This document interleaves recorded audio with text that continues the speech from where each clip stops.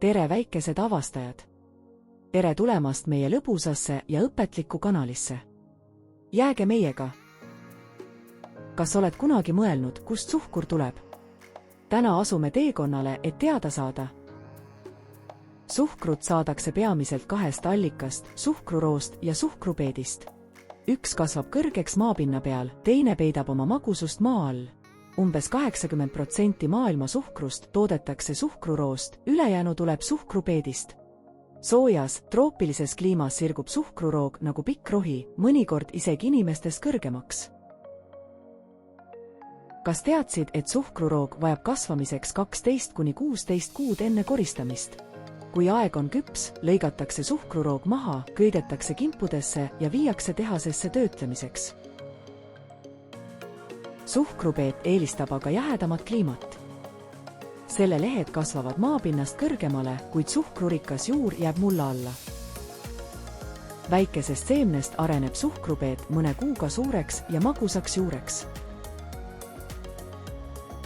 Suhkrupeet tõmmatakse otse mullast välja, eemaldatakse lehed ning see saadetakse samuti tehasesse.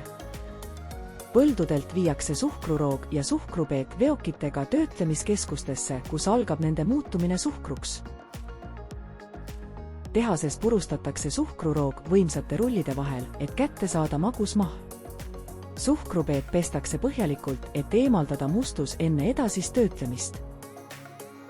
Puhastatud peet lõigatakse õhukesteks ribadeks, et suhkur kergemini kätte saada.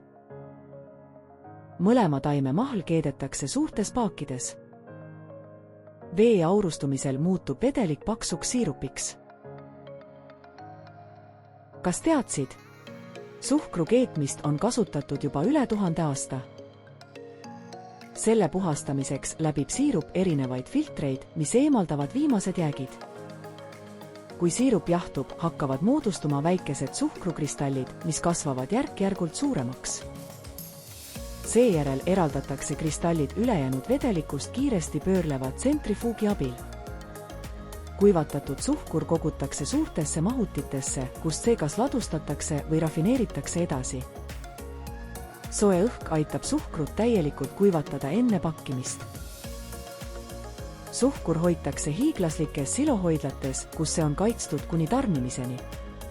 Pruuni suhkru muutmiseks valgeks eemaldatakse sellest melas spetsiaalse filtriga. Kas teadsid, et suhkrust saab ka karamelli? Kuumutades sulab see ja muutub kuldpruuniks. Suhkur ei ole alati ühesugune. Toorsuhkrul on looduslik toon, pruunil suhkrul on melas ja valge suhkur on kõige puhtam. Pakkimisalal pakitakse suhkrukotid, need täidetakse eelnevalt suhkruga ning suletakse tihedalt enne tarnimist. Kus me tegelikult suhkrut leiame? Suhkrut leidub igasugustes maiustustes, kommides, küpsistes, karastusjookides, siirupis ja limonaadis. Kuid mitte ainult maiustustes. Seda leidub ka tavalistes toitudes nagu leib, ketšup, salatikaste ja jogurt. Puuviljad, mesi ja vahtrasiirup pakuvad looduslikku magusust, olles tervislikum alternatiiv.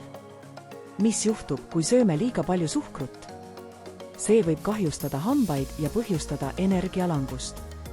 Ühes limonaadipurgis võib olla kuni 10 teelusikatäit suhkrut, rohkem kui paljud arvavad. Kunagi nimetati suhkrut valgeks kullaks, sest see oli nii haruldane, et ainult rikkad said seda endale lubada. Eri kultuurides kasutatakse mitut tüüpi suhkrut, rafineerimata suhkrut, kivisuhkrut ja kookossuhkrut. Mida me täna õppisime?